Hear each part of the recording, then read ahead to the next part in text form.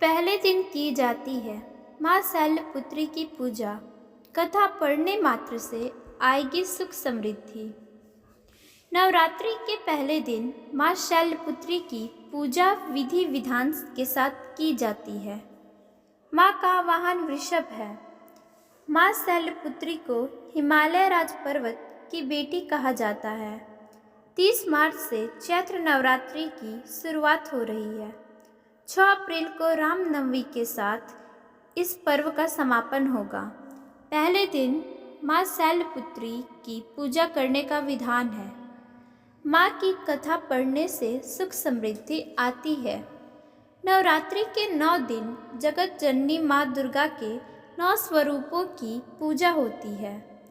माँ के 9 स्वरूप और उनके नाम का अलग ही अर्थ और लोगों को नई सीख देने वाले हैं। नवरात्रि का पहला दिन माँ शैलपुत्री को समर्पित है, जो हिमालय राज की पुत्री हैं। इसी के चलते उनका नाम का अर्थ भी कुछ ऐसा है। शैल माने पत्थर या पहाड़। पहले दिन शैलपुत्री की पूजा का महत्व है।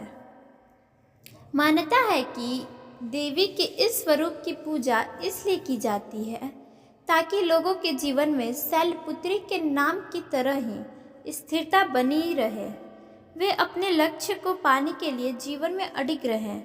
नवरात्रि के पहले दिन कलश स्थापना के बाद माँ शैलपुत्री के पूजा का विधान है। कलश स्थापना के बाद दुर्गा सप्तशती का पाठ किया जाता है। मान्यता अनुसार कलश को भगवान गणेश का स्वरूप माना गया है। किसी भी शुभ काम में कलश की स्थापना भी इसलिए ही की जाती है।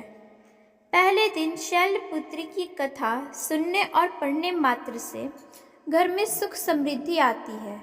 माँ शैलपुत्री का मंगल आशीर्वाद प्राप्त होता है।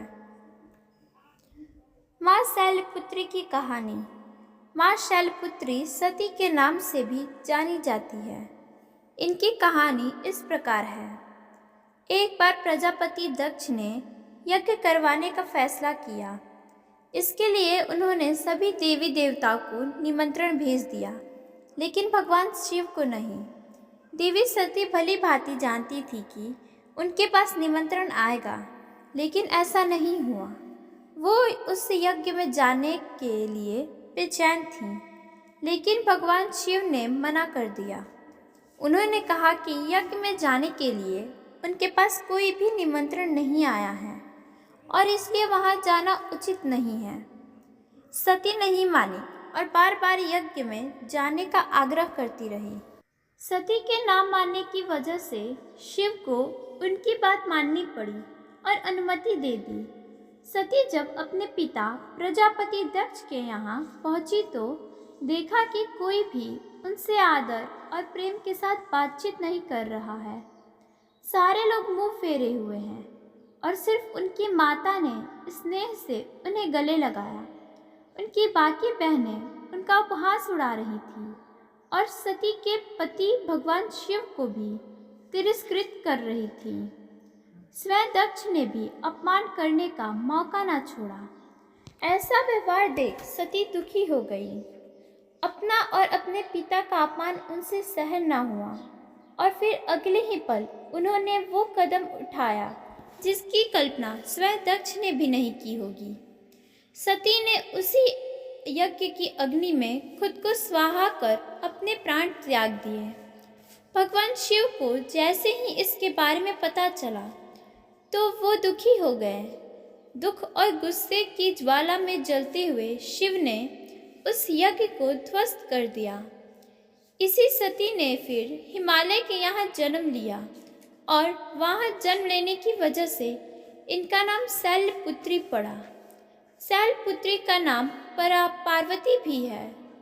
इनका विवाह भी भगवान शिव के साथ हुआ।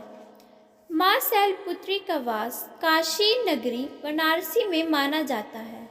वहाँ शैलपुत्री का एक बेहद प्राचीन मंदिर है, जिसके बारे में मान्यता है कि यहाँ माँ शैलपुत्री के सिर्फ दर्शन करने से ही भक्तजनों की मुरादें पूरी हो जाती हैं। यूँ तो कहा जाता है कि नवरात्रि के पहले दिन यानी प्रतिपदा को जो भी भक्त माँ शैलपुत्री के दर्शन करता है उसके सारे वैवाहिक जीवन के कष्ट दूर हो जाते हैं। चूँकि माँ शैलपुत्री का वाहन वृषभ है, इसलिए उन्हें वृषारूढ़ा भी कहा जाता है। इनके बाएं हाथ में कमल और दाएं हाथ में त्रिशूल रहता है। माँ शैलपुत्री का प्रिय रंग सफ़ेद। माँ शैलपुत्री को सफ़ेद रंग बेहद प्रिय है, इसलिए पूजा के दौरान उन्हें सफ़ेद रंग की चीज़ें, बर्फी आदि का भोग लगाया जाता है। पूजा में सफ़ेद रंग के पुष्प भी अर्पित किए जाते हैं।